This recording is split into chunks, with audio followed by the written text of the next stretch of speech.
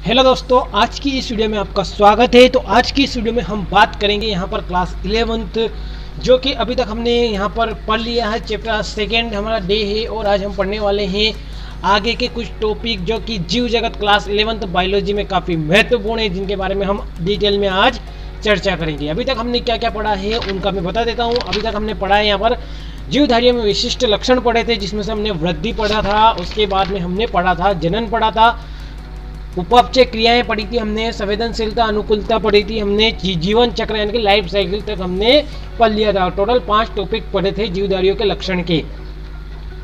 आज के इस वीडियो में हम पढ़ने वाले हैं जीव द्रव्य यानी कि प्रोटोप्लाज्म, जो कि कोशिका का एक भाग है, या बोलते कोशिका के अंदर जो भी पाया जाता है उसे जीव द्रव्य कहते हैं, यहाँ प्रोटोप्लाज्म कहते हैं। तो यहाँ पर इसकी परिभाषा आप नोट करिएगा, साथ में आपकी स्क्रीन पर दिखाई दे रही होगी, इधर ध्यान से देखिए। जीवों का विशिष्ट लक्षण जीवित पदार्थ जीव द्रव्य होता है।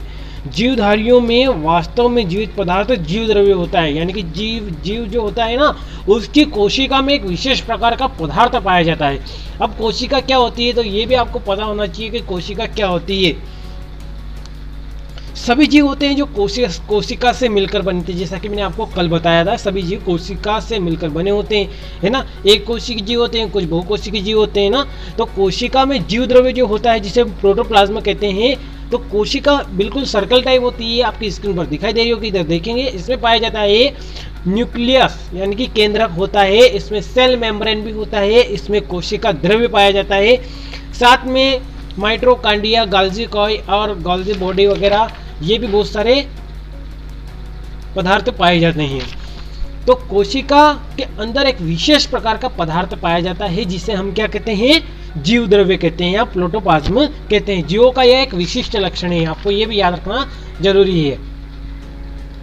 जैविक क्रियाएं क्या है, अब कोशिका के अंदर कौन कौन से तत्व पाए जाते हैं, देखिए। माइटोकॉन्ड्रिया पाया जाता है, गोल्गी का या गोल्गी बॉडी पाया जाता है, क्लोरोप्लास्ट पाया जाता है, केंद्रक पाया जाता है, अंत प्रवर्धी जालिका पाई जाती है। यहाँ पर जैव क्रियाएं क्या है, व्हाट इज जैव क्रिया, यानी कि जैव क्रियाएं क्या है। जीव द्रव्य में होने वाले रासायनिक एवं भौतिक परिवर्तनों और जीव द्रव्य में और वातावरण में होने वाले परिवर्तन को जैविक क्रिया कहते हैं। जैविक क्रिया क्या है, जीव द्रव्य में होने वाले रासायनिक और भौतिक परिवर्तन, या बोले तो जीव द्रव्य में और वातावरण में होने वाले परिवर्तन जैविक क्रिया कहलाती है। यानी कि जीवधारी जो होते हैं उनके कोशिका के अंदर जो वातावरण में उनके जो कोशिका का वातावरण होता है उसके वातावरण में परिवर्तन तथा उसके वातावरण में रासायनिक और भौतिक परिवर्तन तथा वातावरण के अनुसार जब परिवर्तन होता है उसे क्या कहते हैं, जैविक क्रियाएं कहते हैं। तो यहाँ पर आपको जीव द्रव्य समझ में आ गया। जीव द्रव्य क्या है, सिंपल सा कहने का मतलब है आपको जीव द्रव्य की परिभाषा याद रख लेनी है। यहाँ पर सिंपल सी परिभाषा जो आपको याद रख लेनी है। जीव द्रव्य क्या है आपसे पूछा जाए तो बोल देना है आपको कि जो कोशिका होती है जीवधारियों में, उसके अंदर एक पदार्थ पाया जाता है कोशिका के अंदर, उसे जीव द्रव्य कहते हैं, और ये सभी जीवों में पाया जाता है, ये भी आपको याद रखना है। अब अगला हमारा टॉपिक है कोशिका संरचना, यानी कि सेल की स्ट्रक्चर पढ़ेंगे हम। कोशिका संरचना किस प्रकार की संरचना होती है, उसमें क्या क्या पाया जाता है। तो कोशिका संरचना में पढ़ने के लिए आप ध्यान से देखिए अपनी स्क्रीन पर। कोशिका जीवों के शरीर की संरचनात्मक एवं कार्यात्मक इकाई है। जो कोशिका होती है हमारे शरीर की क्रियात्मक और संरचनात्मक, यानी कि हमारा जो शरीर दिखाई दे रहा है ये इसमें पूरी संरचना है। तो ये क्या है, संरचना एक कोशिका के द्वारा ही हुई है तथा कार्यात्मक, यानी कि कोशिका क्रिया कर रही है। जब कोशिका क्रिया कर रही है तभी तो मैं बोल पा रहा हूँ, आप सुन पा रहे हो तभी तो, क्योंकि कोशिका द्वारा यहाँ पर कुछ एक्शन लिए जा रहे हैं तभी तो आप सुन पा रहे हो, देख पा रहे हो, बोल पा रहे हो। तो जो कोशिका होती है मुख्य रूप से 2 प्रकार की होती है, यानी कि एक होती है प्रोकैरियोटिक, एक होती है यूकैरियोटिक। हम कोशिका के प्रकार पढ़ रहे हैं, जिसमें एक पढ़ रहे हैं हम प्रोकैरियोटिक, एक पढ़ रहे हैं यूकैरियोटिक। तो प्रोकैरियोटिक यूकैरियोटिक कोशिका क्या है, इसके बारे में हम डिटेल में बात करते हैं। प्रोकैरियोटिक में केंद्रक उपस्थित नहीं होता है, उसमें केंद्रक अनुपस्थित होता है, तथा जो यूकैरियोटिक उसमें केंद्रक पाया जाता है। और प्रोकैरियोटिक कोशिकांग अनुपस्थित होते हैं। जो प्रोकैरियोटिक कोशिका है उसमें कोशिकांग अनुपस्थित होते हैं।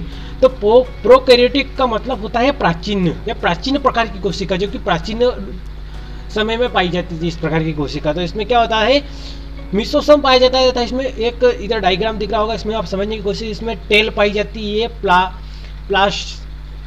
प्लाज्मिड पाया जाता है, इसमें केंद्रक वगैरह भी होते हैं। चला यूकैरियोटिक, आप देखिए यूकैरियोटिक चित्र बनाई दे रहा होगा, उसमें देखिए क्या क्या पाया जाता है। यूकैरियोटिक कोशिका में देखिए यहाँ पर कोशिका भित्ति पाई जाती है, माइटोकॉन्ड्रिया पाया जाता है, केंद्रक पाया जाता है, अंध परवर्धी जालिका पाई जाती है, कोरोप्लास्ट पाया जाता है। ये यहाँ पर जो जो पाया जाता है आपकी सब स्क्रीन पर दिखाई दे रहा होगा। तो ये आप डायग्राम बना सकते हैं आसानी से वीडियो को पॉज करके, तथा नोट कर सकते हैं प्रोकैरियोटिक यूकैरियोटिक कोशिका, तथा अंतर भी लिख सकते हैं कि इसमें केंद्रक पाया जाता है, इसमें केंद्रक नहीं पाया जाता है, इसमें कोशिकांग अनुपस्थित होते हैं, इसमें कोशिकांग पाए जाते हैं। इस प्रकार से एक कोशिकीय जीव कौन कौन से होते हैं, मैंने कल आपको उदाहरण बताए थे। एक कोशिकीय जीवों के कुछ अमीबा, पैरामीशियम है ना, ये एक कोशिकीय जीव है। इसी प्रकार से बहुकोशिकीय जीव कौन से, मनुष्य और पादप जंतु यानी कि जो पेड़ पौधे होते हैं, वो बहुत सारे जंतु जो होते हैं वो बहुकोशिकीय जीव होते हैं। अब मैं आपको कुछ महत्वपूर्ण पॉइंट बता रहा हूँ, उनको भी आप नोट कर लीजिएगा। इस पृथ्वी पर सबसे बड़ी कोशिका कौन सी है, तो इस पृथ्वी पर सबसे बड़ी कोशिका है शुतुरमुर्ग का अंडा, है ना। सबसे बड़ी कोशिका है जो शुतुरमुर्ग का अंडा होता है, वो सबसे बड़ी कोशिका है। इस पृथ्वी पर सबसे छोटी कोशिका कौन सी है, तो सबसे छोटी कोशिका हमारी हो जाएगी माइकोप्लाज्म, या बोले तो माइकोप्लाज्म। नाम याद रखिएगा, ऑब्जेक्टिव में महत्वपूर्ण आ सकते हैं, आप नोट भी कर सकते हैं, आपकी स्क्रीन पर वैसे भी दिखाई दे रहा है। मानव शरीर में सबसे बड़ी कोशिका कौन सी है, हमारे शरीर में कौन सी सबसे बड़ी कोशिका, अंडाणु है। कौन सी है, अंडाणु, जो कि महिलाओं में पाई जाती है विशेष रूप से। मानव शरीर में सबसे छोटी कोशिका कौन सी है, शुक्राणु। कौन सी है, शुक्राणु, जो कि पुरुष में पाया जाता है।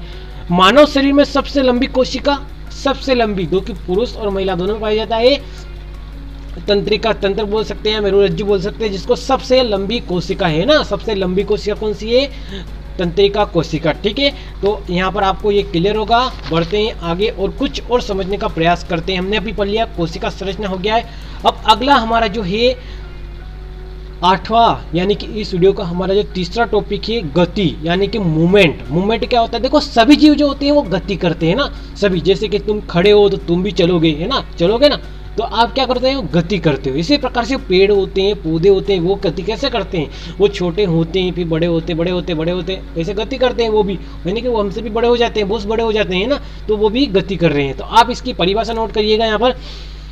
गति जीवधारियों का मुख्य लक्षण है। एक कोशिका के अंदर जीव द्रव्य का भ्रमण अथवा संपूर्ण पौधे का अथवा पौधे के स्वतंत्र भाग जैसे युग्मक तथा चल, बीजाणु एक स्थान से दूसरे स्थान जाना गमन कहलाता है।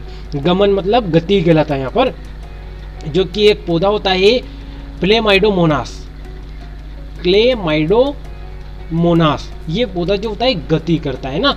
और जो पौधे में बीजाणु वगैरह होते हैं, ये क्या करते हैं, वायु द्वारा अपना प्रजनन करते हैं। तो ये क्या होते हैं, एक स्थान से दूसरे स्थान अपने बीजाणु को या युग्मक को वायु के माध्यम से इधर उधर भेजते हैं। तो क्या होता है, पौधों में भी गति होती है या मूवमेंट होता है, गमन होता है, कुछ भी बोल सकते हैं हम इस प्रकार से, मूवमेंट, गति, गमन।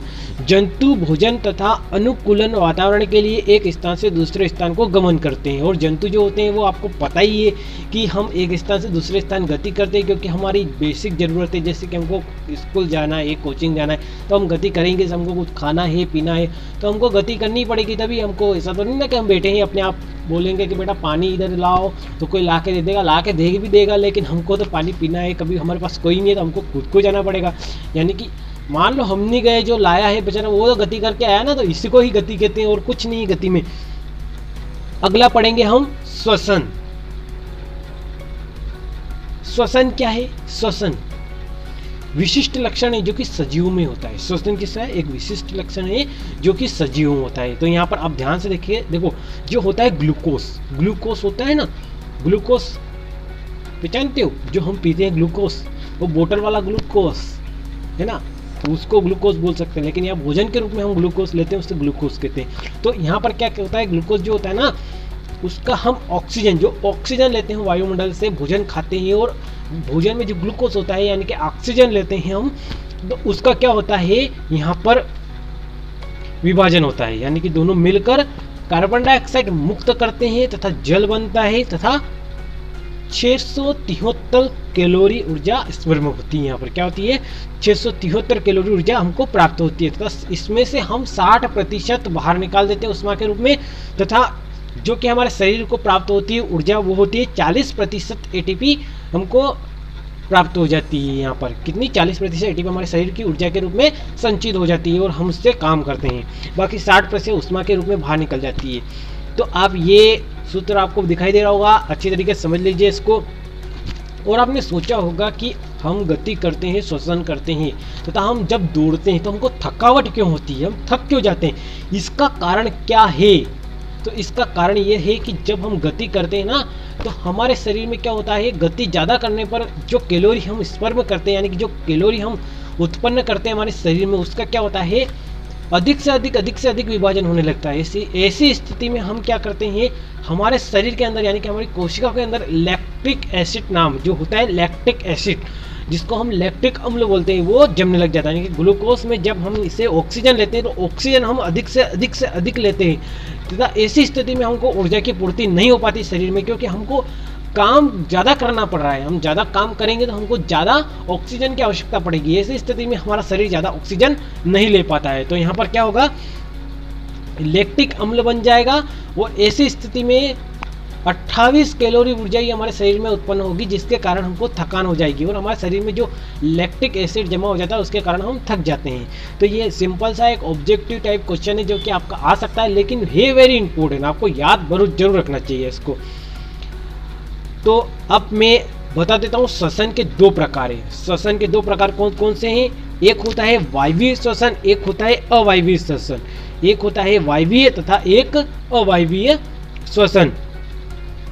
ऐसा श्वसन जिसमें ऑक्सीजन उपयोग में लाया जाए, ऐसा श्वसन जिसमें ऑक्सीजन उपयोग में लाया जाए, सिंपल सा ऑक्सीजन है ना, वायवीय श्वसन को हम ऑक्सी श्वसन भी बोल सकते हैं, अवायवीय को अनाक्सी श्वसन भी बोल सकते हैं। यानी कि ऐसा श्वसन जिसमें ऑक्सीजन उपयोग में लाया जाए वायवीय श्वसन कहलाता है, तथा ऐसा श्वसन जिसमें ऑक्सीजन उपयोग में न लाया जाए अवायवीय श्वसन कहलाता है। तो ये यहाँ पर आपको याद रखने योग्य बातें हैं।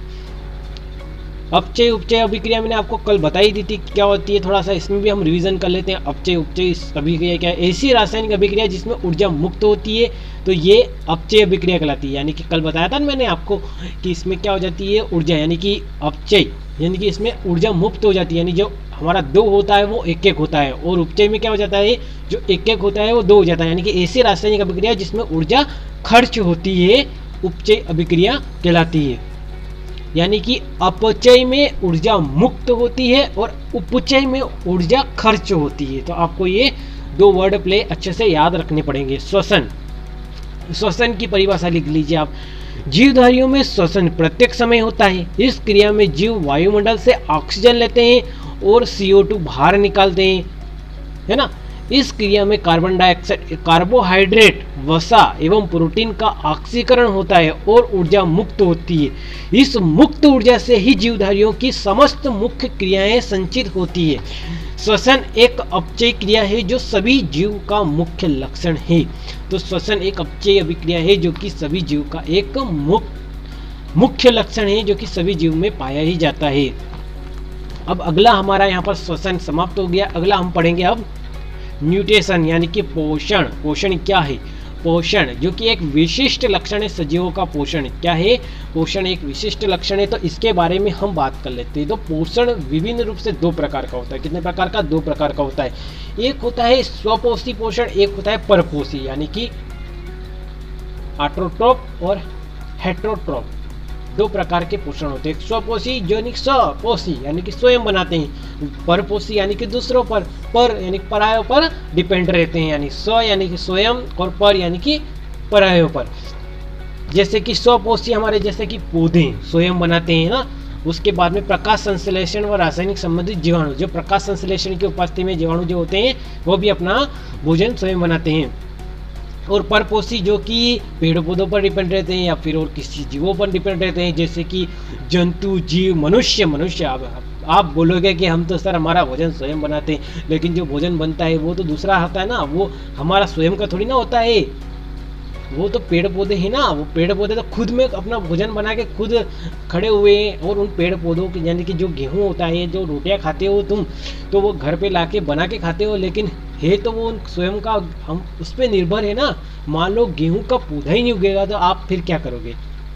आपको यहाँ पर समझ में आ गया होगा, नहीं समझ आया कमेंट बॉक्स में कमेंट डालिए, जल्दी से मैं अगले वीडियो में समझाऊंगा।